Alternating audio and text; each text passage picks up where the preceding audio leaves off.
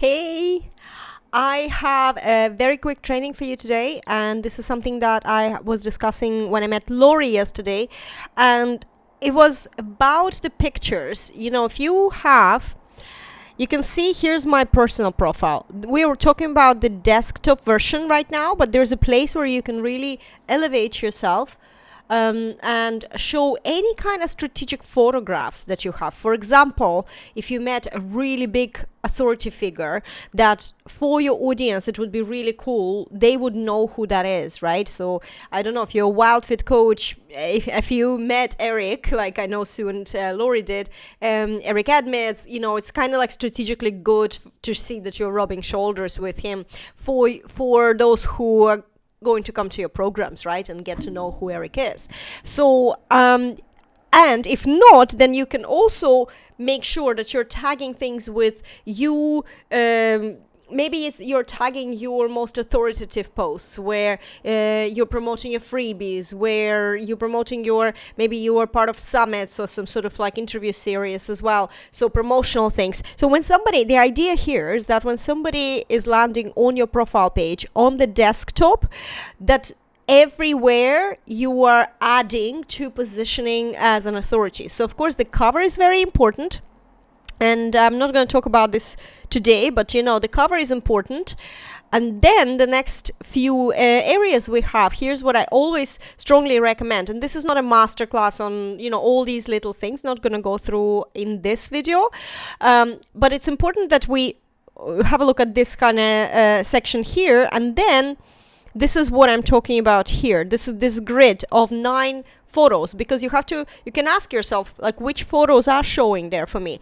Go on the desktop or on the laptop, have a look at your profile page, see what pictures you see there, because maybe there's pictures that you are tagged with a couple of people who are just your personal friends and they just don't do anything for your business positioning.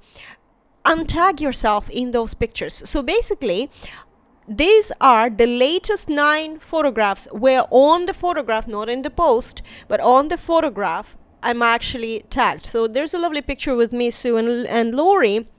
And actually what's happening here is that when I posted this picture, I tagged the 3 of us in the photo. So in order to tag someone, there's several ways we can be tagged. So for example, I will show you a couple of things. So for example, there's a post, me and Lori yesterday, right? So there's a post where Lori said that she's with Juliette Stapleton. She's tagging me in the post. But when I click on the photograph, she hasn't tagged me in the photograph. So if she did, then this picture would appear on my grid up here, right? Sometimes, we don't need to have a picture tagged. It can be just a post that is tagged, right? And if you see something random came up here that you don't want, that's what you do. You click on the picture, and this is the big difference. So when you click on the photograph and it's full screen, then there is this tag. And on the phone, it's on the top as well. You can do it on the phone. Tagging, you can do it on the phone as well. It's just that grid is not showing on the phone version of Facebook app. So on the picture, when it's opened in the full size, we have this tag feature. And you can see it was white. If I just finish tagging, it was in white. That means someone is tagged, I think, in this photo. Because I know on my phone, when I go into a photo that nobody is tagged in that photo, that icon, as far as I remember, is actually not. Let me just see. Yeah, so on my phone, let me go full screen here. So on my phone, it's not in white here. It's just like an outline. Oh, what did I just do? Closed Facebook.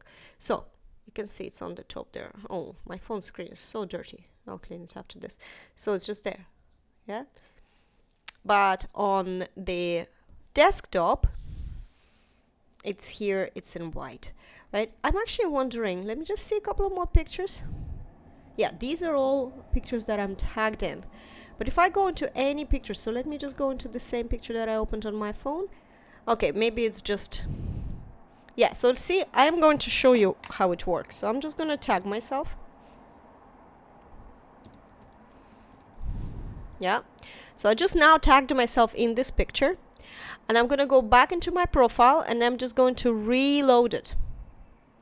And you saw that this picture wasn't part of my grid, and now it is. And now it is. This is not really a good strategically picture because my photograph is on the side and I'm kind of disappeared now from, but if I had a square image promoting my program and tagged myself in it, it will show here on the grid. Yes, a lot of people, I'm going to untag myself here because I don't want it on the grid right now. I'll create a different picture that is not square. So I'm going to untag, finish tagging, right? Go back. Reload, and it should disappear. Yeah, it disappeared. So yes, I know that not everyone is using Facebook on the desktop, but I think that the desktop version is very important to still optimize for client attraction, because a lot of people do open Facebook on their computers and laptops as well, if they are someone who uses laptops and computers. I actually have a client who runs a shop, right, in the brick and mortar shop, and she doesn't own a computer or a laptop, so she maximum does things on a tablet.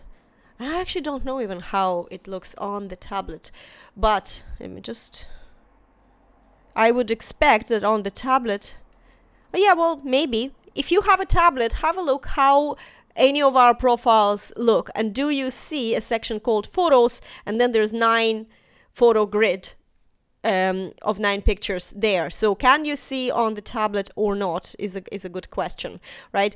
But I think that this is very important, that it's really, really strategically tagged. I, for example, if I look at mine now from the strategic point of view, I probably can untag a couple of images there, right? Especially if they're not, like for example, me and my husband, that was an anniversary. I don't actually have to have this picture here, and I would rather use, maybe I'll create a square version of this human design picture and tag it there. So straight away, even on a small picture, it will attract the eye, and there's something there that I'm offering, and I can maybe get more sign-ups for this course. It's a free course, but that's growing my list. So it's about thinking strategically about this.